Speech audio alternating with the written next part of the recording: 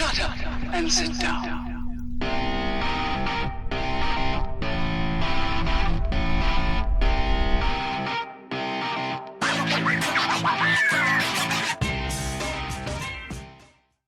Greetings, fellow Earth travelers. Oblix here, and today I want to talk to you about the Rebel Time Aviator Chronograph. How y'all doing today? So, we've seen this guy before on the channel. We did an unboxing, our first look at this watch, when I won it off the Watch Gang wheel. And I did a whole conversation about what the wheel was and how I got a hold of this thing. So I'm not going to go into all that again. I will link the previous video for that. Now this is after I've spent some time with the watch. I've lived with it, worn it for several days, gotten used to it, and we're kind of going to go over the goods and the bads about it. So let's pop the box and take a look at the Rebel Time Aviator Chronograph. First off, presentation, as we talked about in the unboxing, is excellent. Good job, Rebel Time. For a not terribly expensive watch, you did a really good job. Now, at least on this initial run here, instruction manual, blah de blah de blah. This is how to use watch that you've been using since you were 10 years old. Warranty card, metal warranty card at that. Nice foam packing. Nice thick foam padding. In the box you also get a tool to replace the bands. Fantastic. I did contact Rebel Time about replacing these bands. I was prowling around on their website. They have this gorgeous navy blue canvas band that I really like, and it looks stunning on this watch. Unfortunately, they didn't message me back. I actually got a message back from the CEO of the company and said they just don't have any at this time, but he would let me know when they had more. So I thought that was pretty cool, but I haven't heard back from him yet, so I still wait. So here it is. The Rebel Time Aviator Chronograph. Now it's a boutique company. It's a small company. They just have a couple of models out there. Pretty much this one and I believe a black one. And that may be it. There might be another one. And it's not. They don't have a whole lot yet. I said they're fairly new. There's some heft to this guy. I'm going to tell you right off the bat. Now it is supposedly sapphire crystal. So excellent at this price point. And it does feel pretty darn thick, so I'm not too worried about breaking or scratching if it is in fact sapphire, which I have no reason not to believe that. Really nice, polished stainless steel. I mean, look at that. Really good work on the stainless steel. And it is... I don't see that they indicate what type of steel it is. Yeah, it just says stainless steel, so we don't know if it's 316L or what type of stainless steel it is. Again, my theory, if you don't state what it is, then it's probably not the greatest. If you're using the good stuff, you put the good stuff. But I'm going to tell you, this stuff doesn't look bad, whatever it is. I will say the bezel, which is not a rotating or moving bezel by any means, but it is. It appears to be a screwed down bezel. It is not. I don't think these screws are. Pretty sure they're fake. Could be wrong on that, but they appear fake. They're all perfectly they're all flathead, and the heads are perfectly in line around the watch. That it makes a perfect circle around the watch, and you just don't find that in real screws. So I'm kind of not buying that those are real.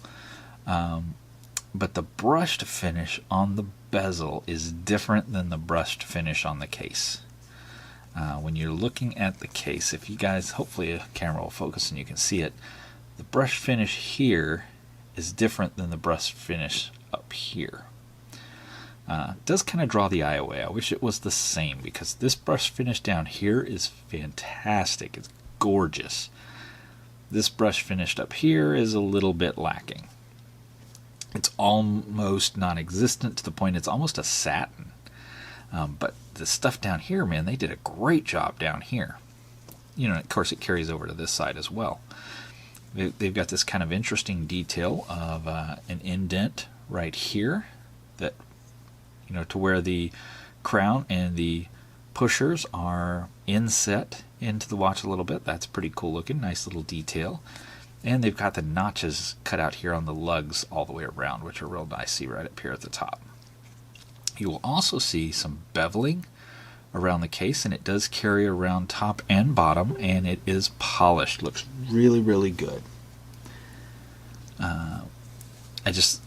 Again, they did such a great job on the case and kind of neglected the bezel a little bit, it looks like to me. And that's unfortunate because the bezel's the thing you see right off the bat.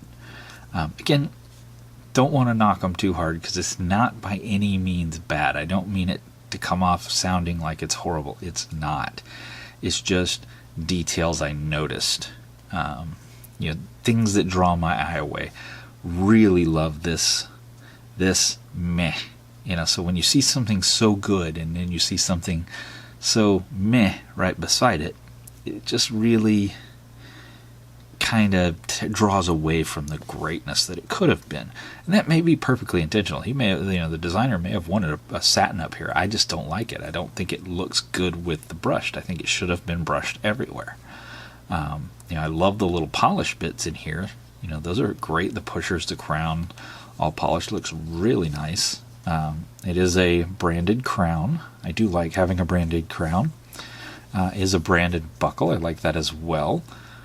Also lightly brushed. Not as good as over here, but I can expect that more on a buckle because buckles tend to be a little bit cheaper and not as well made. Plus, it's so far distant from the watch, you just don't even notice the difference. You see a little brush here, you see a little brush there, and you go, okay, it's probably close enough. But these two being so close together, you can literally just sit there and stare at them side by side. You go, I don't know about that. Though there is a polish line right in between the two. A beveled polish line. Quiet phone. Wouldn't be a Noblix video without the phone going off. The case back. They did a great job here. It is, a raised Rebel Time logo shield here on the back. It's actually inset and then raised. It's really well done. 100 meters water resistant. It is a screw down back. It just looks nice. It does say Rebel Time Brooklyn, New York on it, and of course stainless steel, but doesn't mention what type or any such thing. Now, as far as the face goes, the face it's almost a champagne style face, but instead of in that kind of leaning towards silver leaning towards gold, it's more of a silver leaning towards pearl, but it's got that really satin sheen to it. Very nice, very well executed. I like it a lot. The numbers are actually cut out, and there is some material, I don't know what, can't possibly tell, below them that is colored in black, so those numbers shine through. Looks really good. There is a cutout in the center as well for the movement.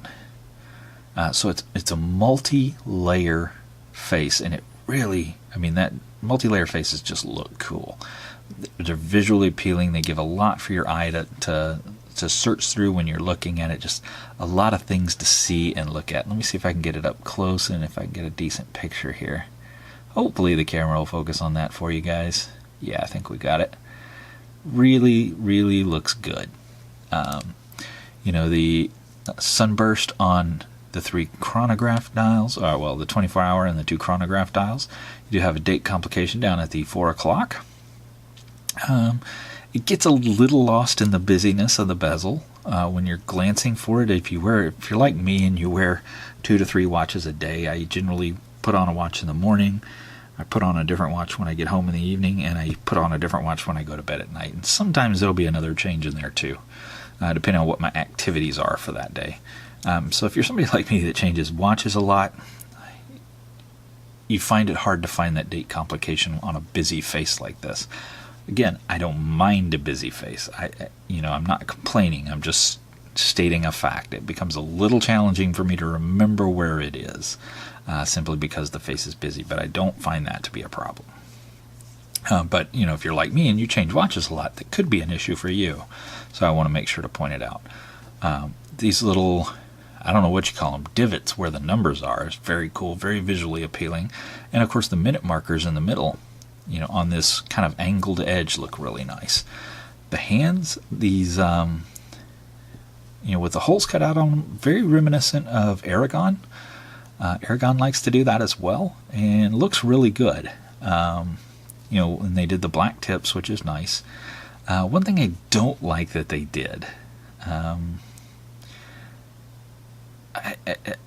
and again, it's one of those things I'm going to complain about, but I'm not going to fault Rebel Time for it specifically, because a lot of watch manufacturers do it, and it irritates me on every single manufacturer. I don't care whose logo's on the front of it. It just drives me bonkers when they put one of the small faces as the second hand, and what I would want to be the second hand static. That becomes part of the chronograph. I never use the chronograph. In general, I don't even buy chronographs because I don't use them. I don't like them. Not that I don't like the style or anything. I just don't use the chronograph function, so I have no need for it. So I don't want the big second hand to be part of the chronograph because I'm not going to use the chronograph. Personal preference, guys. It's, again, nothing against Rebel Time. It's just me. My personal preference. Take it for what you will. In this particular instance, they've got the small second hand on the dial down at the 6 o'clock. So that's your second hand. The large hand on the dial is the second hand for the chronograph. Not my preference, but it's how they've executed it here in this. Over here at the 3 o'clock, you've got a 24-hour hand. I do like having one of those. That's fantastic. So good deal there. And then you have your minute timer for the chronograph over here at the 9 o'clock. So all in all, not a bad execution. Just a couple little things that I personally don't like. I'll start the chronograph for you. You can watch that. So you can see this second hand ticking as well as this second hand ticking now that the chronograph is active. The leather band, it feels a very good quality. It's a nice suede back here. It is branded. It is marked as genuine leather. It is marked as genuine leather. Good Lord have mercy. It is marked as genuine leather. How about that? I was actually able to do it. I have no doubts of that. Dual keeper, as we would expect. However, the first keeper is loose. You guys know my preference is to have that first keeper captive, but we won't hold it against them. A lot of manufacturers do it, and it is something I can work around. Again, personal preference there. Nice stitching. Right before the watch there, which is functional. It is holding the flap down, and good quality. Looks good. It's not fraying. It's not coming loose. It's not having little hairs poke out or any such thing. You also get the added detail down here. I love when watch manufacturers or band manufacturers do this. They put that little extra stitching down at the end of the tongue. When you're wearing the watch, the tongue is what you're going to see stick out, and you get that nice little detail right there, the contrasting stitching. I really like that a lot, and this is a good execution on that.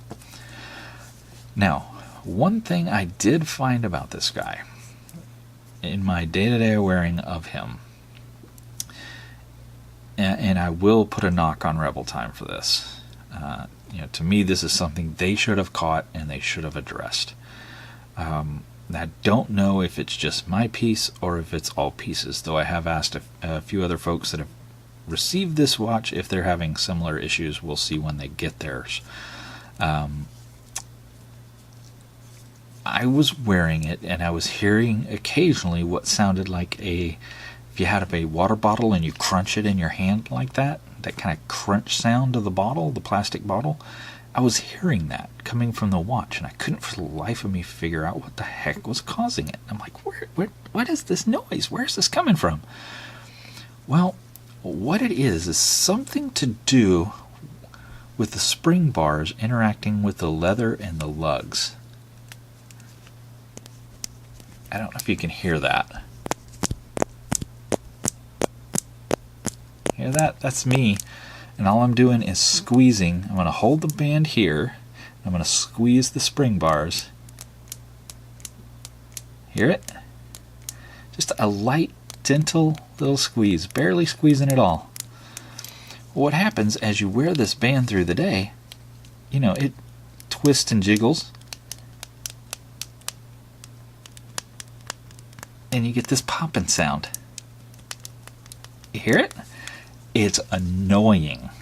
It is just drive me bat poop crazy annoying. So, yeah. I did actually email the CEO of Rebel Time, sent him a response message, said, hey, you know, love the watch. It's doing very well. Did run into this one little issue. He did know I was going to be doing a review on these. I did mention it to him. I always, you know, like to be fair with people. And, you know, also told him I'm a little nobody channel, so, you know, whatever. But, yeah, I did mention this particular problem, and unfortunately I haven't gotten a response back yet. Or at least I haven't seen one. So, yeah, I'm sure he's a busy guy, whatnot. You know, but it would have been nice to see, you know, to hear, you know, hey, we're, you know, oh, I checked one of ours, I don't see that, it must just be something going on in yours, no big deal. And I'm not looking for a replacement or anything, I just want to know that, you know, they know it's an issue, and, you know, it can be addressed.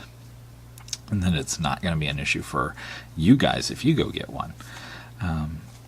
So, yeah, if you happen to have one of these, check yours to do the little squeeze test right there and see if you get the popping sound. Let me know down yonder. I'd be very curious. The keepers are stitched, again, with that contrast stitching. Look really good. They're not thin keepers. They're nice and thick keepers. So the watch retails for $240. Sorry, I had to double check. It retails for $249. With this problem of the crunchy bottle, I would not pay $249 for this. I do think there is a lot of value in this watch. The sapphire crystal, the fantastic milling on the case, the gorgeous dial. I mean, the dial work is excellent. The, you know, really quality way the case back is done. Good quality leather on the band. You know, I do think there's a lot of value to be had in this watch, and $250 is not a terrible asking price, I'm going to tell you. But I can't deal with that crunchy noise. So, yeah. All in all, it's not a bad watch. I do think some work can be done on the bezel. Definitely get rid of the poppy noise, and you have an excellent watch. So, would I go out and buy this for $250? No. If I were able to get it for $100, would I buy it? Just throwing an arbitrary number out there. Probably not, just because I'm not a huge fan of chronographs. If I liked chronographs, if I used chronographs periodically, yeah, I probably would, because I think that's a very fair price. I think, you know, $150, you know, even kissing 200's pretty fair. You know, for the, especially, you know, again, sapphire, good milling, good band. You know, it is, yeah, it's the Japanese Miyota, you know, OS 20 movement. You know, Miyota movement's nothing to sneeze at, so it's a decent movement as well. It's got some weight to it. You know, it's a bit chunky. 3.7, definitely no lightweight.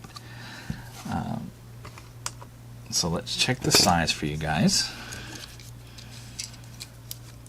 And we'll go across the short way first. And we're looking at 43.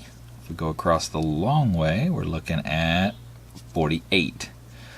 If we go lug to lug, you are looking at a 52. And if you get the popping sound and need to replace that band, because it's either the band or the spring bar that's causing the issue, you're looking at a 22. Yeah. So I do like the quality of the leather. I got a feeling it's in the spring bar, if I had to guess.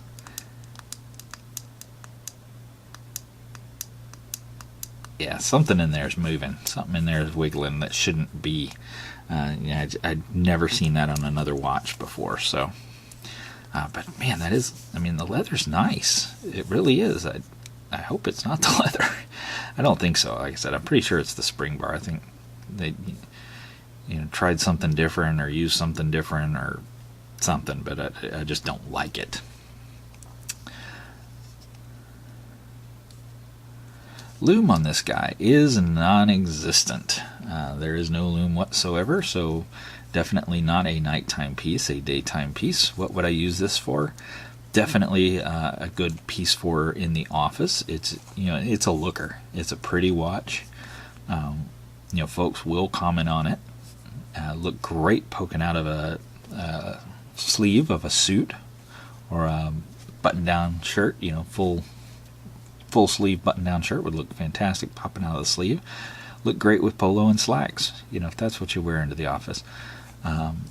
Be a good weekend watch. It's a faux pas to wear leather in the summer, but I've never been one to subscribe to that elitist mentality. I like leather, and I will happily wear leather in the summer. So,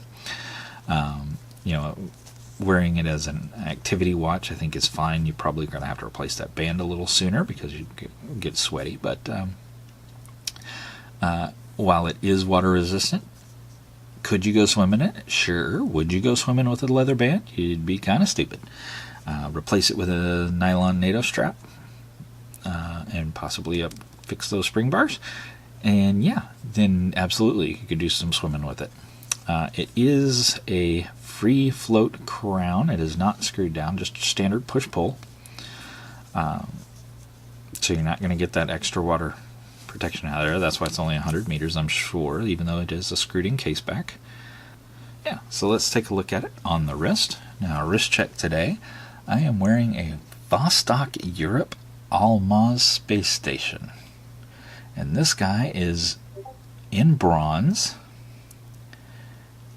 So the case and the bezel are all bronze, and it is pre-patinaed from the factory. So they've already, applied or had it. They chemically treated it to get the patina on it, and then they had an artisan actually peel away some of the older patina to make it look like this really cool looking piece. And then they put the distressed leather on it. Really, really nice piece. So we'll pop this guy off. Review will come down the road. Actually just got this guy today. He's awesome. But we'll know more after we've broke him in and had some wear time on him. So there we go, your direction. It's a good size on the wrist. And again, that silver is really excellent looking on the wrist, I think. I think silver watches look great on a wrist. I'm not much of a gold guy, but I think silver looks stunning. Let's put it on my way. Again, that leather feels good on the skin, looks good, has held up really well. I think the leather is a good quality. See here, just that nature of it doing this throughout the day, which it's going to do. It makes that cracking, popping noise and just drives me bonkers. But sure does look good on the wrist, let me tell you. And like I said, I did get quite a few compliments. But what would happen is I would do this, as I go down to type and, would lift my wrist or whatever, and kind of stretch your wrist out. That's where I would hear that popping, cracking noise. I don't know if you can hear it, but all I'm doing is flexing my wrist, and it's making the popping sound. So, yeah, that's unacceptable to me. I can't live with that. I wish it didn't do that. It would definitely be a fantastic watch to have long term if that were not the case. With that being the case, I can't live with it. It's going to have to go. I'll either have to switch out this band, which I hate doing because it's really nice leather, feels really good, or I'm going to have to replace the spring bars. And I hate getting a brand new watch and then having to do work on it. It's just, if it's something like I bought it with the purpose of knowing I was going to have to change the band, then that's one thing. But if I bought it with the purpose, if I bought a $250 watch, and it has a nice band on it, I don't want to have to do additional work on it, like changing out spring bars. That's just crazy to me. So definitely a big ding on it. I really hate that is the case, because I really do like this watch, and I definitely like where this company's going. I like where Rebel Time's, the direction they're heading. I think there's a couple little quality controls. There are a couple of little quality control issues that if they would address, would make this guy stellar. So hopefully they will address them soon, and it will be stellar. And I would definitely enjoy having one in my collection. So I do think that is all the time I got for today. Sure do appreciate you guys coming to hang out with me. And until next time, get out there and make some noise. See ya.